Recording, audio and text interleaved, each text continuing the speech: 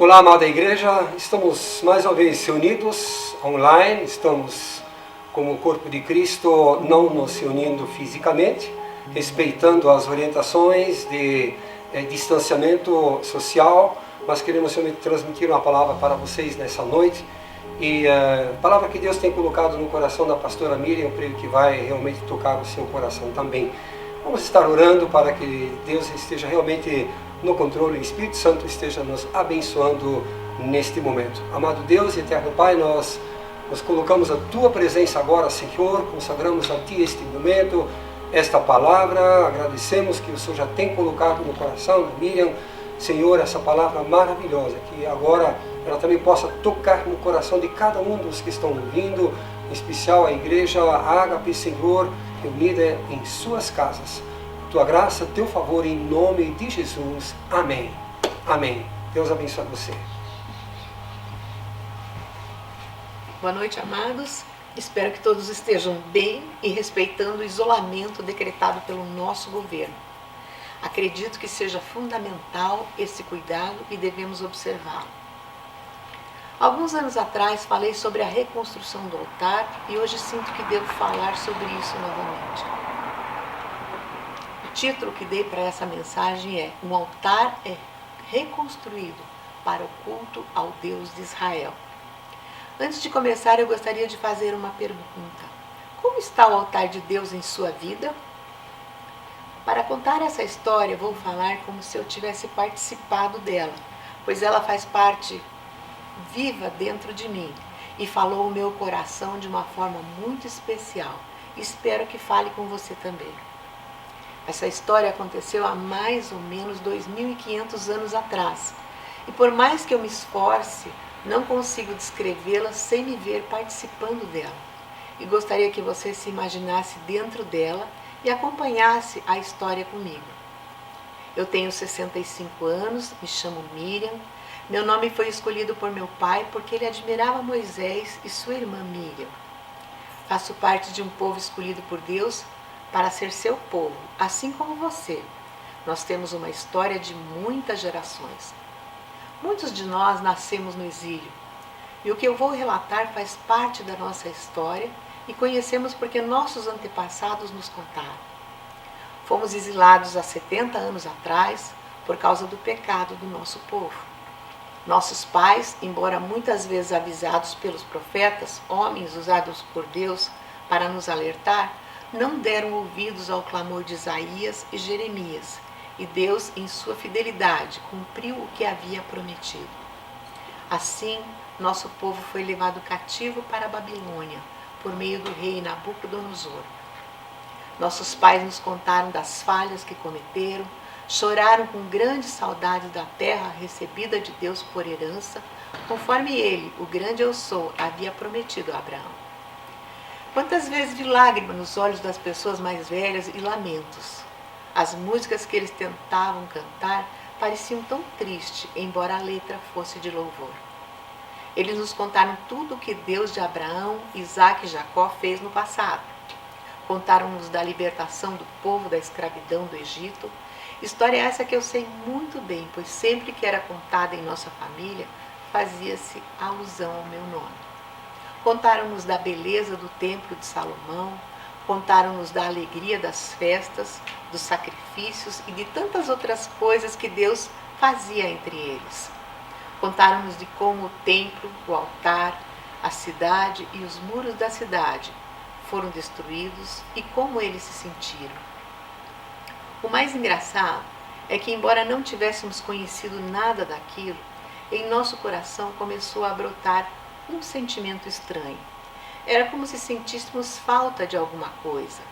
Parecia que dentro de nós havia um vazio que precisava ser preenchido, mas não sabíamos exatamente o que era. Quando nós sentávamos com eles ao entardecer na virada do dia, parecia um sentimento aumentava dentro de nós, e em nós isto começava a brotar. Parecia que Babilônia não era nossa terra, estávamos deslocados daquele lugar. Um dia, quando o rei Ciro assumiu o império, ele nos deu a chance de voltar para a terra de nossos pais. No coração de muitos, esse sentimento nasceu de uma forma especial e tão grande que muitos resolveram retornar. Na realidade, nem imaginávamos que nosso Deus havia colocado esse sentimento em nós.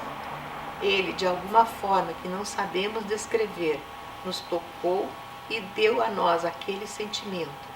E esse sentimento veio à tona em nossos corações de uma forma muito grande. Não sei bem expressar, mas creio ser saudade o nome desse sentimento. É estranho, mas saudade deveria ser o sentimento de nossos pais, pois conheciam aquela terra. Mas, e nós que nascemos no exílio? Não sei se é correto, mas de repente eu tinha saudade de algo que eu nunca tinha visto. Queridos, saudade de Deus é o que sentimos quando destruímos o altar de Deus em nossas vidas. E então voltamos para o lugar que nossos pais nos contaram. Quando chegamos, embora a viagem tivesse sido muito cansativa, tínhamos um objetivo e uma expectativa: reconstruir o templo, o altar e nos encontrarmos com o Deus do altar. Na chegada tínhamos que arrumar uma casa para morar. E então nos entretemos tanto com isto e não nos preocupamos mais com o altar e o Deus do altar. Nos preocupamos demais com esses afazeres que esquecemos-nos do altar, do templo e do Deus do altar. Talvez você não tenha esse problema e esteja conseguindo conciliar todas as coisas, mas nós tivemos que novamente escutar Deus nos chamando a atenção através de um profeta. Ele docemente nos disse o porquê das coisas não irem bem com os nossos negócios. Chegamos dando mais importância às nossas atividades e tínhamos esquecido do altar e do Deus do altar. Na realidade, estávamos tentando reter o que iríamos perder. Novamente ouvimos a voz do profeta e depois de algum tempo nos unimos novamente. E no primeiro dia do mês 7, reconstruímos o altar do Deus de Israel. Quero ler Esdras 3, de 1 a 6 com vocês. Quando chegou o 7º mês e os filhos de Israel já estavam morando em suas cidades, o povo se reuniu como um só em Jerusalém. Então levantou-se Jesua, filho de Josadeque, e seus irmãos sacerdotes, e Zorobabel, filho de Saltiel. E esses irmãos edificaram o altar do Deus de Israel para oferecerem holocaustos sobre ele, como está escrito na lei de Moisés, homem de Deus. Firmaram o altar sobre as suas bases, e apesar de estarem sob o terror dos povos de outras terras, ofereceram sobre ele holocaustos ao Senhor de manhã e à tarde. Celebraram a festa dos tabernáculos, como está escrito, e observaram holocaustos diários, segundo o número ordenado para cada dia. Depois disso, ofereceram holocaustos contínuos e os sacrifícios das festas, da lua nova e de todas as festas fixas do Senhor, bem como os sacrifícios dos que traziam ofertas voluntárias ao Senhor. Desde o primeiro dia do 7º mês, começaram a oferecer holocaustos ao Senhor, embora ainda não tivessem sido postos os fundamentos do templo do Senhor. Não sei como era antes, mas parecia uma grande festa. O 7º mês é um mês especial para nós, porque nele comemoramos diversas festas, conforme Deus ordenou a Moisés, um homem de Deus. As pessoas que Deus levantou para erguer o altar eram pessoas capacitadas para aquele trabalho, e os sacerdotes estavam entre eles. O trabalho de reconstrução do altar foi fácil, pois a base do altar não havia sido destruída. Naquela época, precisávamos de um sacerdote, pois era ele o mediador entre nós e Deus. Hoje, Deus levantou você e eu para sermos sacerdotes reais, e através de Jesus, você e eu temos livre acesso ao Pai. Hoje o altar está dentro de você, pois você é o templo do Espírito Santo. Como está o altar de Deus vivo em você? Você tem se encontrado com o Deus do altar? Ou você tem apenas saudades dele? Saudade de Deus é o que sentimos quando o altar é destruído. Quando ele é reconstruído, nós temos pressa em falar com o Deus do altar. E nesse diálogo falamos de 3 fases da nossa vida. No primeiro dia ouvimos o toque do chofar e todo o povo se juntou para o início das festas. Era uma festa linda. Ao toque do chofar, estremeci e realmente pude sentir o que a palavra de Deus diz, que não há quem não estremeça ao toque do chofar.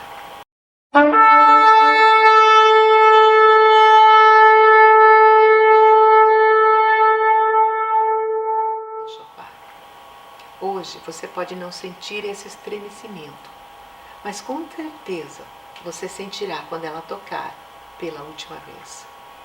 Tudo era muito lindo, mas algo dentro de cada um de nós começava a acontecer naquele dia. Era uma tristeza, parecia que enchia nossa terra, nossa alma. Diante daquele altar, sabíamos que no 10º dia teríamos um encontro com Deus, o Deus do altar, para tratar da primeira fase da nossa vida. Sabem, saudade de Deus é o que sentimos quando o altar é destruído.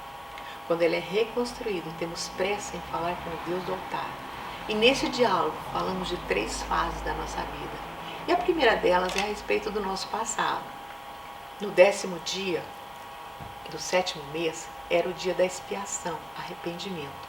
E novamente ao toque da trombeta nos reunimos e havia então um dia pesado, o arrependimento. Era difícil, era um dia de afligirmos a alma, com jejuns e orações. Ali reconhecemos que erramos individualmente e coletivamente e confessamos. Não tínhamos nem coragem de levantar nossos olhos diante dele. Ali reconhecíamos que nossas transgressões e a de nossos pais tinham sido contra Deus. Também reconhecíamos que Deus tinha razão em condenar-nos, pois ele era e é um Deus justo. Todo pecado é contra Deus. Com o pecado agredimos a santidade de Deus. Naquele dia eram trazidos os animais para serem sacrificados e um ritual precisava ser observado. Ali, a pessoa colocava a mão sobre a cabeça do cordeiro e nesse gesto de imposição de mãos havia como que uma transferência de nossos pecados e aquele cordeiro morria em nosso lugar. O sangue do cordeiro era aspergido e o cordeiro era queimado. Hoje, para perdão de nossos pecados, não é muito diferente. Temos um cordeiro, o Filho de Deus, que morreu em nosso lugar, levando nossos pecados e através do seu sangue nós somos purificados. Hoje também devemos chegar diante de Deus do altar e confessar os nossos erros. Devemos refletir sobre eles, cada um deles, e nos arrepender, pois ofendemos a santidade de Deus. Se não reconhecermos e refletirmos os nossos erros, como haverá conversão? Como mudaremos? Se simplesmente chegamos à noite sem refletir qual pecado, como mudaremos? O encontro é um confronto com o nosso passado, deve trazer mudanças. Deus é santo e quer que sejamos santos também. Naquele dia, nós não só pedimos perdão, mas também perdoávamos. E havia um compromisso dentro de cada um de nós, não pecar mais. Naquele dia ninguém podia trabalhar, e quem não se humilhasse seria eliminado dentre o povo. Naquela época, depois do toque da trombeta, tínhamos 10 dias para nos arrepender e termos esse confronto com o nosso passado e o Deus do altar. Hoje você não precisa esperar um dia especial para confissão e arrependimento. Hoje você pode fazê-la a qualquer momento e também não precisa construir um altar de pedras, você pode fazê-lo em qualquer lugar. Esta é a primeira fase de nossas vidas que dialogamos quando nos reencontramos com o Deus do altar, o passado. Mas nesse encontro também falávamos de outra fase, a do presente, e trazíamos nossas ofertas diárias e contínuas na presença de Deus. E todos os dias eram oferecidos holocaustos pela manhã e à tarde. Nesses horários eram oferecidos sacrifícios pelos pecados do povo. Era diário e 2 vezes ao dia. Muitos de nós trazíamos ofertas de gratidão ao Senhor. Pagávamos nossos votos e promessas feitas ao Deus do altar. E a cada lua nova, que marcava o início de um novo mês, estávamos lá para agradecer a Deus pelas dádivas. Para nós, O agradecimento e as ofertas eram trazidas ao Deus do altar de forma voluntária e com alegria trazíamos nossos dízimos e ofertas. Ah, como era gostoso agradecer! Tínhamos tanta coisa para fazer. Nossa nação fisicamente deveria ser reconstruída. O templo precisava ser reconstruído. Os muros precisavam ser reparados. Mas nós éramos gratos a Deus por poder reiniciar com Ele. Confesso que um dos melhores momentos do diálogo com Deus do altar era este, o do presente. Mas a alegria deste dependia do primeiro, a do passado. Não podemos chegar a Ele com alegria sem termos o passado restaurado. Em seguida, no 15º dia, iniciava a festa das cabanas, ou tabernáculo. Era uma festa linda, durava 7 dias. No 1º ao 8º dia havia uma reunião sagrada e as ofertas eram apresentadas diante do Senhor. Nesse período, morávamos em cabanas ou tendas que eram construídas para estes dias e com isso lembrávamos dos nossos antepassados que moravam em tendas durante 40 anos antes de entrarem na terra que Deus havia prometido como herança a Abraão. Nessa festa, éramos levados a refletir como os nossos antepassados habitaram em casas provisórias e peregrinaram pelo deserto durante 40 anos, para depois entrarem na terra prometida. Ouvíamos essa história que era contada de pai para filho até nossos dias e assumíamos o compromisso de contar aos nossos filhos. Também tínhamos consciência de que o trajeto de Horebe a Cades Barneia era de 11 dias. Moisés escreveu isso em Deuteronômio 1:2, e que a viagem de 40 anos era devido à murmuração de nossos antepassados. Hoje, você pergunta, o que esta festa tem a ver comigo? Creio que esta festa pode falar hoje ao seu coração de uma fase da sua vida, e você também falar com o Deus do altar a respeito dessa fase, o futuro. Aquele povo no deserto caminhava e, apesar da murmuração, sabiam que caminhavam em direção a um futuro, a terra prometida. Os que tinham mais de 20 anos sabiam que não chegariam por causa da murmuração. Mas mesmo assim, caminhavam e encaminhavam seus filhos em direção à terra. Esta festa nos fala de uma fase da nossa vida, o futuro. Sabemos hoje que habitamos numa casa, tenda provisória, e temos uma promessa: um novo céu, uma nova terra, uma nova Jerusalém, uma vida na eternidade, com um corpo incorruptível, incansável. E a pergunta é: como você tem passado por esse deserto? Murmurações têm saído de sua boca todos os dias e seus dias parecem longos e cansativos? Ou cada dia para você é um motivo de agradecimento por mais um dia de trabalho na presença de Deus e menos um dia do grande encontro? Depois de passarmos por essas 3 fases do passado, do presente e do futuro, havia dentro de nós um compromisso de reconstruir o templo, e cada um trazia o que tinha, colaborando com as necessidades da reconstrução. Como está o altar de Deus em sua vida? Talvez você esteja sentindo algo que não consiga expressar, e saudade do Deus do altar seja a palavra que define o que você sente. Vazio, quem sabe, é a palavra correta, pois a sensação é que existe um buraco no lugar do altar. Não sei, mas talvez você esteja dentro de uma igreja há tanto tempo, mas está com o altar destruído e sente saudade de se encontrar com o Deus do altar. Talvez você não esteja sabendo como viver o presente de forma agradecida e por isso seu futuro pareça tão distante. Creio que Deus quer falar com você como tem falado comigo durante este período de preparação dessa mensagem. Hoje pode ser um dia especial em tua vida, como foi para aquele povo naquele dia.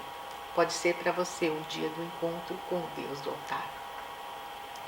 Sinto informar, mas continuo com saudade.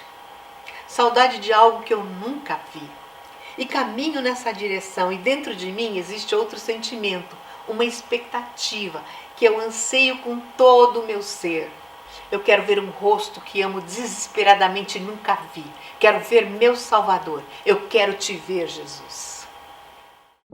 Pai, em nome de Jesus, Pai, nos colocamos diante de Ti. Queremos Te agradecer pela oportunidade que temos de aprender contigo cada dia, Pai. Pai, eu quero Te pedir que esta passagem bíblica, esses textos, Senhor Deus, sejam vivificados em cada coração. E que cada um de nós, Pai, possa reconhecer a Ti como Senhor e Salvador de nossas vidas. E cada um possa viver em alegria diante de Ti, Pai. Eu sei que Tu tens nos dado tudo, Pai, tudo que precisamos. E tudo que nós temos, nós reconhecemos que vem de Ti. Por isso nós Te agradecemos e pedimos em nome de Jesus. Amém.